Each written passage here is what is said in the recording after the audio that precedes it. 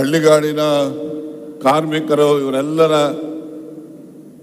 ಅಭ್ಯುದಯಕ್ಕೋಸ್ಕರ ಈ ಒಂದು ಸಲಕರಣೆಗಳನ್ನು ವಿತರಿಸತಕ್ಕಂಥ ಈ ಸಮಾರಂಭದಲ್ಲಿ ಉಪಸ್ಥಿತರಿರ್ತಕ್ಕಂಥ ನಮ್ಮ ರಾಜ್ಯದ ಜನಪ್ರಿಯ ಬಡವರ ಮುಖ್ಯಮಂತ್ರಿಗಳಾಗಿರ್ತಕ್ಕಂಥ ಸನ್ಮಾನ್ಯ ಸಿದ್ದರಾಮಯ್ಯನವರೇ, ಈಗ ತಾನೇ ತಮ್ಮನ್ನು ಉದ್ದೇಶಿಸಿ ನಮ್ಮ ಜಿಲ್ಲೆಗೆ ನೀರಾವರಿಯ ಸೌಲಭ್ಯಗಳನ್ನು ಒದಗಿಸುವ ಹಲವಾರು ವಿಷಯಗಳನ್ನು ಪ್ರಸ್ತಾಪಿಸಿದಂತಹ ರಾಜ್ಯದ ಉಪಮುಖ್ಯಮಂತ್ರಿಗಳಾದ ಸನ್ಮಾನ್ಯ DK ಶಿವಕುಮಾರ್ ಅವರೇ, ನಿಮ್ಮೆಲ್ಲರ ನಾಯಕರು, ನಮ್ಮ ಜಿಲ್ಲೆಯ ಉಸ್ತುವಾರಿ ಸಚಿವರು ಆಗಿರ್ತಕ್ಕಂಥ ಸನ್ಮಾನ್ಯ ಡಾಕ್ಟರ್ G. ಪರಮೇಶ್ವರ್ ಅವರೇ, ಇನ್ನೋರ್ವ ಸಚಿವರು ಆತ್ಮೀಯರು ಆದ ಸನ್ಮಾನ್ಯ ಬೈರತಿ ಸುರೇಶ್ ರವರೇ, ಹಿರಿಯರಾಗಿರ್ತಕ್ಕಂಥ ಸನ್ಮಾನ್ಯ TB ಜಯಚಂದ್ರರವರೇ, ಇನ್ನೋರ್ವ ಆತ್ಮೀಯರಾಗಿರ್ತಕ್ಕಂಥ ಸನ್ಮಾನ್ಯ SR ಶ್ರೀನಿವಾಸರವರೇ, ಹಾಗೆ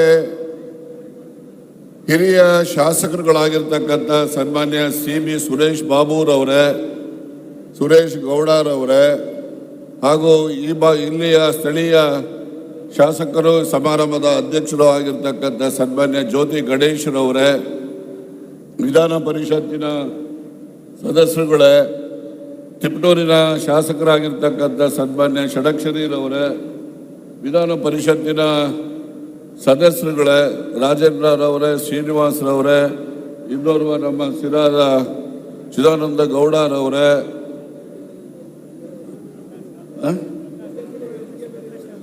ಹಾಗೂ ವೇದಿಕೆಯ ಹಿಂಭಾಗದಲ್ಲಿ ಆಸೀನರಾಗಿರ್ತಕ್ಕಂಥ ನನ್ನೆಲ್ಲ ಆತ್ಮೀಯರೇ, ಜಿಲ್ಲಾಡಳಿತದ ಎಲ್ಲ ಹಿರಿಯ ಅಧಿಕಾರಿ ವರ್ಗದವರೇ, ಮುಂಭಾಗದಲ್ಲಿ ಆಸೀನರಾಗಿರ್ತಕ್ಕಂಥ ಜಿಲ್ಲೆಯ ಎಲ್ಲ ಭಾಗಗಳಿಂದ ಆಗಮಿಸಿರ್ತಕ್ಕಂಥ ನನ್ನೆಲ್ಲ ಅಣ್ಣ ತಮ್ಮಂದಿರೇ, ಸ್ನೇಹಿತರೆ, ಸುದ್ದಿ ಮಾಧ್ಯಮದ ಸ್ನೇಹಿತರೆ, ನಾನು ಹೆಚ್ಚು ಮಾತನಾಡಲಿಕ್ಕೆ ಹೋಗೋದಿಲ್ಲ. ಎಲ್ಲ ವಿಷಯಗಳನ್ನು ಡಾಕ್ಟರ್ G. ಪರಮೇಶ್ವರ್ ಅವರು ಮಾತನಾಡಿದ್ದಾರೆ.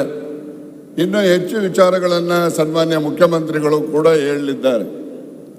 ನಾನು ಸಭೆಯ ಮುಂದೆ ಪ್ರತಿಯೊಂದು ಸಾರ್ವಜನಿಕ ಸಭೆಯಲ್ಲೂ ಕೂಡ ಪ್ರಸ್ತಾಪಿಸ್ತಕ್ಕಂಥ ಒಂದು ಕಾರ್ಯಕ್ರಮ ಅಂದರೆ ಅನ್ನಭಾಗ್ಯ ಕಾರ್ಯಕ್ರಮ. ಈ ರಾಜ್ಯದಲ್ಲಿ ಯಾವುದೇ ಮೂಲೆಯಲ್ಲಿ ಯಾವುದೇ ಪಕ್ಷಕ್ಕೆ ಸೇರಿದವರಾಗಿರಲಿ, ಯಾವುದೇ ಜಾತಿಗೆ ಸೇರಿದವರಾಗಿರಲಿ, ಅವ್ರು ಯಾರೂ ಕೂಡ ಇವತ್ತು ಹಸುವಿನಿಂದ ಬಳಲ್ತಾ ಇಲ್ಲ ಅಂತಕ್ಕಂಥದ್ದನ್ನು ನಾನು ಧೈರ್ಯವಾಗಿ ಈ ಸಂದರ್ಭದಲ್ಲಿ ಹೇಳಲಿಕ್ಕೆ ಬಯಸ್ತೇನೆ.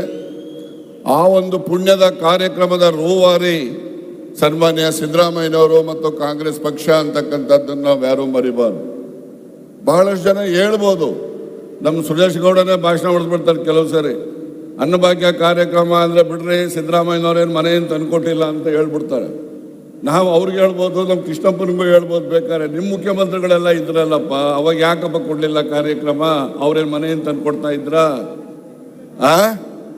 ಅವ್ರೇನು ಮನೆಯನ್ನು ತಂದುಕೊಡ್ತಾ ಇಲ್ಲ. ಆದರೆ ಯಾಕಿದ್ರೆ ನಾನು ಪ್ರಸ್ತಾಪ ಮಾಡ್ತಾ ಇದ್ದೀನಿ ಅಂತ ಹೇಳಿದ್ರೆ, ಬಡವರ ಕಷ್ಟವನ್ನು, ಬಡವರ ಹಸಿವನ್ನು ನೀಗಿಸ್ತಕ್ಕಂಥ ಮನಸ್ಥಿತಿ ಯಾರಲ್ಲಿರುತ್ತೋ ಅವರು ಮಾತ್ರ ಆ ರೀತಿಯ ಕಾರ್ಯಕ್ರಮಗಳನ್ನು ಕೊಡಲಿಕ್ಕೆ ಸಾಧ್ಯವೇ ಹೊರತು ಆ ಬಡವರ ಕಷ್ಟವನ್ನು ಅರಿಯದೇ ಇದ್ದವರು ಯಾರೂ ಕೂಡ ಬಡವರ ಪರವಾಗಿ ಕಾರ್ಯಕ್ರಮಗಳನ್ನು ನೀಡಲಿಕ್ಕೆ ಸಾಧ್ಯ ಇಲ್ಲ ಅಂತಕ್ಕಂಥದ್ದನ್ನು ನಾನು ಈ ಸಂದರ್ಭದಲ್ಲಿ ಹೇಳಲಿಕ್ಕೆ ಬಯಸ್ತೇನೆ.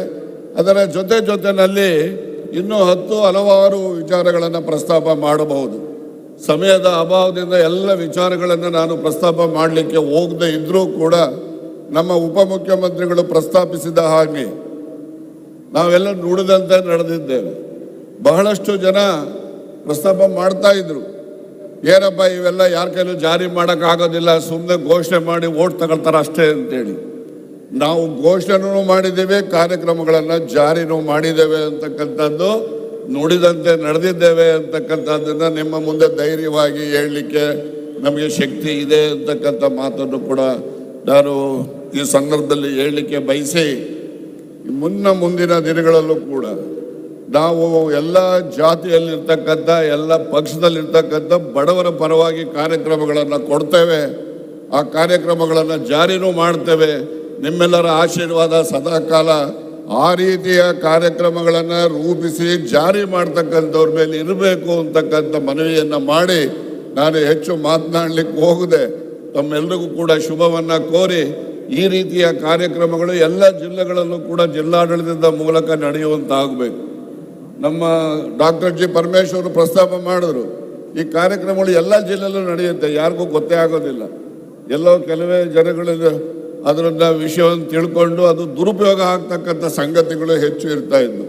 ಆದರೆ ನಮ್ಮ ಜಿಲ್ಲೆಯಲ್ಲಿ ಬಡವರಿಗೆ ತಲುಪಬೇಕಾದಂತಹ ಸೌಲಭ್ಯಗಳನ್ನು ಅರ್ಹರಿಗೆ ಮುಟ್ಟಿಸ್ತಕ್ಕಂಥ ಪ್ರಾಮಾಣಿಕ ಪ್ರಯತ್ನವನ್ನು ನಮ್ಮ ಎಲ್ಲ ಜಿಲ್ಲಾಡಳಿತದ ಎಲ್ಲ ಅಧಿಕಾರಿಗಳು ಕೂಡ ಒಗ್ಗಟ್ಟಾಗಿ ಈ ಕಾರ್ಯಕ್ರಮವನ್ನು ರೂಪಿಸಿದ್ದಾರೆ. ಅವರೆಲ್ಲರಿಗೂ ಕೂಡ ನಾನು ಫಲಾನುಭವಿಗಳ ಪರವಾಗಿ ಅಭಿನಂದನೆಗಳನ್ನು ಸಲ್ಲಿಸಿ ನನ್ನ 2 ಮಾತುಗಳನ್ನು ಮುಗಿಸ್ತೇನೆ. ನಮಸ್ಕಾರ.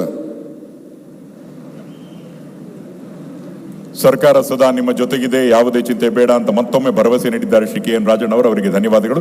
ಇನ್ನು ಡಾಕ್ಟರ್ ಜಿ ಪರಮೇಶ್ವರ ಹಾಗೂ ಶ್ರೀ KN ರಾಜಣ್ಣ ಅವರು ಸನ್ಮಾನ್ಯ ಮುಖ್ಯಮಂತ್ರಿಗಳಿಗೆ ಗೌರವಾರ್ಪಣೆಯನ್ನ ಮಾಡಬೇಕಾಗಿ ವಿನಂತಿ. ಮುಖ್ಯಮಂತ್ರಿಗಳು ಜಿಲ್ಲೆಯ ವತಿಯಿಂದ ಗೌರವಾರ್ಪಣೆಯನ್ನು ಸ್ವೀಕರಿಸಿ ನಂತರ ಮಾತನಾಡಲಿದ್ದಾರೆ.